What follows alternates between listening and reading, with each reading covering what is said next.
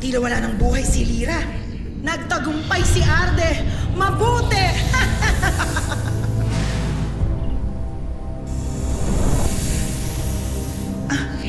Anong nangyayari? Bakit hindi ko nakikita sa aking mata si Lyra? Bakit hindi ko mahanap si Lyra gamit ang aking kapangyarihan?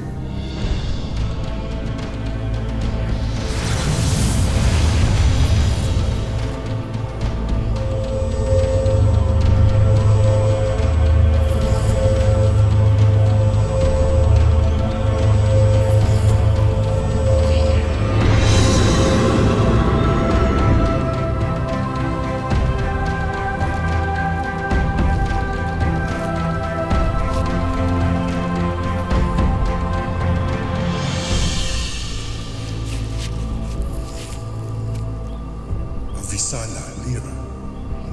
Sino po kayo?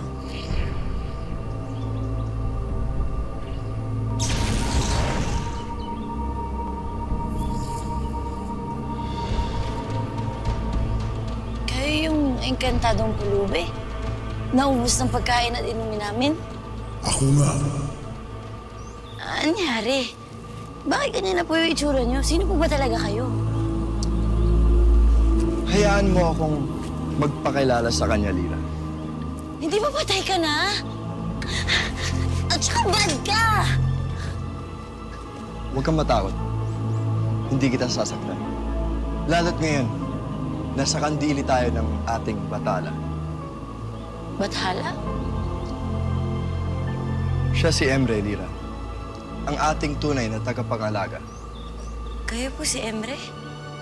Bakit hindi mo iyan itanong sa iyong puso at malalaman mo rin kung sino talaga ako?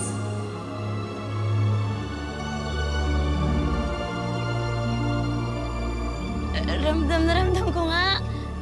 Bigla akong nakaramdam ng saya. Kayo nga si Emre. Kayo, grabe kung alam niyo lang po, sobrang hirap na yung pinagdaanan namin. Mahanap lang namin kayo. Nabukas na ang paghihirap mo, Lyra. Natagpuan mo na ako, kaya halika. Sumama ka sa amin ni Khalil. Saan po tayo pupunta? Sa Devas. Dadalhin ka namin kung saan nakatira ang ating batala. Ay, teka.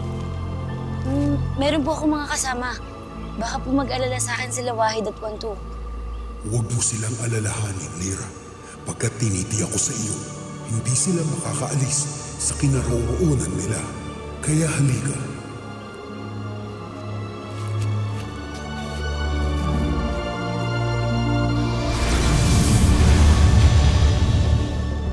Kung kailan nahulog ang loob ko para sa kanya, doon pa talaga siya nahulog.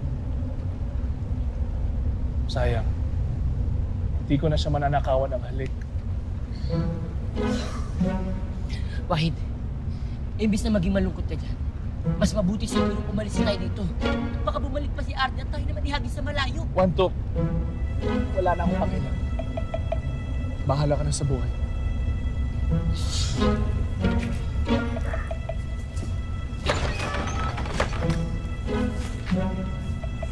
Ano nangyari? Ba't tayo gumana nito? Mukhang nasira na yata to.